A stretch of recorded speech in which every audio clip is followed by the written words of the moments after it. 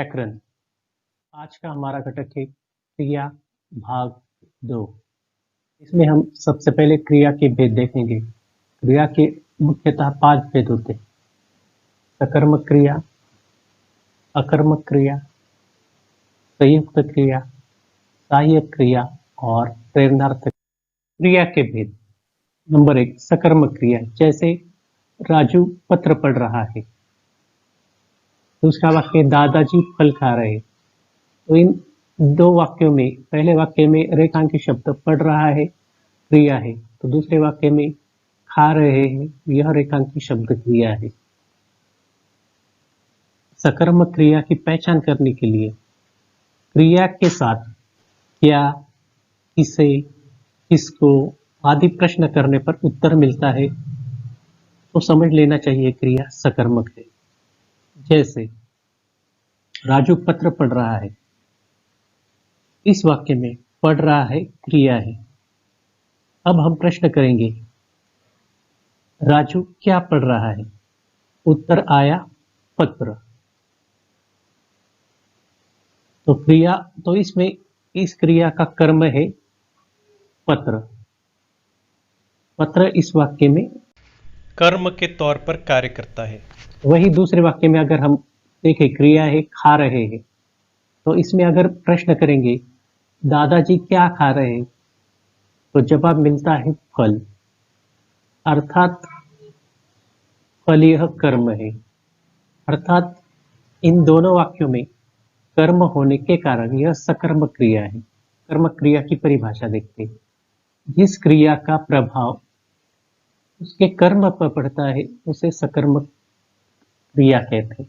अर्थात सकर्मक क्रिया में कर्म की आवश्यकता होती है। कर्म के बिना सकर्मक क्रियाएं पूरी नहीं होती। क्रिया का दूसरा भेद है अकर्मक क्रिया। जैसे बच्चा सोया, दूसरा लड़की हंसी। पहले वाक्य में सोया शब्द यह क्रिया है। अब सोया इस शब्द को अगर हम क्या से, किसे, किसको आदि से सवाल पूछे तो इसका जवाब नहीं मिलेगा। क्या सोया का जवाब नहीं मिल रहा है, किसे सोया वो भी जवाब नहीं मिल रहा है, किसको सोया वो भी जवाब नहीं मिल रहा है। अर्थात इस वाक्य में कर्म नहीं है, सिर्फ करता है। जैसे ये बच्चा करता है तो सोया क्रिया है।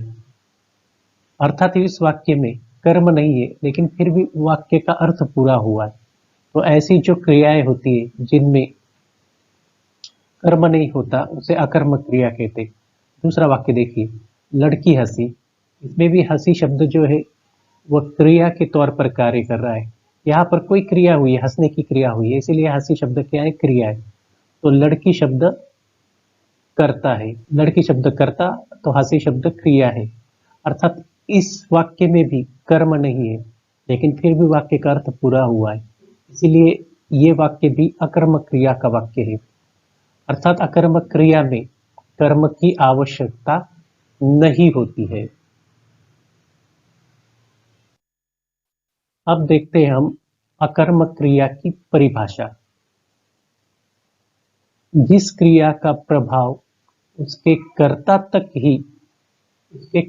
तक ही सीमित होता है उसे अकर्मक क्रिया कहते हैं। अर्थात अकर्मक क्रिया में कर्म की आवश्यकता नहीं होती है। देखते जो हमेशा अकर्मक ही रहती, जैसे उठना, बैठना, सोना, रोना, हंसना, जीना, मरना, कूदना, चढ़ना, डरना, जागना आदि। यह क्रियाएं हमेशा अकर्मक ही रहती है। Thank you for watching this video.